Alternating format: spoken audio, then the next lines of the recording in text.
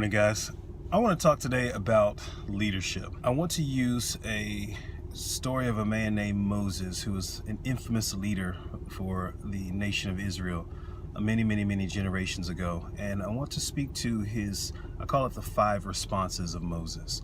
And in these 5 responses, there's sort of some unique principles I think we can take out of his journey when it came for him to get to that place of becoming that infamous leader. And it really all started from his childhood. There was a vigor and a zeal. There's a uniqueness in his childhood, in his birth, and how he came into being to who he is, who he became to be as a man. And then there's an interesting story of showing his zeal. The zeal was he was at a place where he had passion for his people, but he was growing up as an Egyptian. He happened to be adopted by the king of Egypt's daughter. And in that process, when he came of age and he came to a place where he saw the oppression against his people, something stirred in him.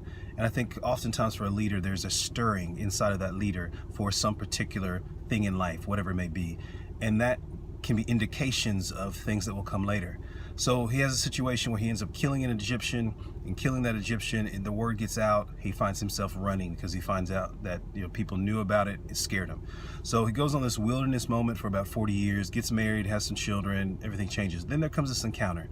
And in the encounter, this is where the 5 responses start. So God approaches Moses, and one of Moses' question and response was, "Who am I?" And that's the first question I want to wrestle with is, who am I? Who are you? And as a leader, always having to wrestle with identity. The second question has to do with, who are you? He's talking about God. God was the one who called him. God is the one who wanted him to go to this next place to lead his people. And so sometimes we have to wrestle with, who is God? Who is this creator of the universe? The third question, will they listen to me? Is referring to the people and referring to, if I'm going to be leading them, will they actually listen to my leadership, listen to the things that I've got to say? The fourth question is, well, what about my problems?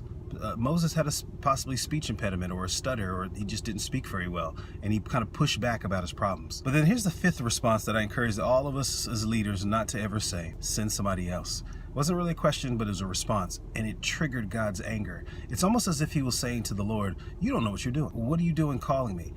Send somebody else because I can't do this, or I'm not able to do this, or I don't want to do this. And it shows sometimes the stubbornness of our humanity, where as leaders, there are just things that we're being called to that are sometimes hard. But the response that I recommend not to do is to say send somebody else. So I want to pause there. Hope you're well. Take care. Talk to you soon.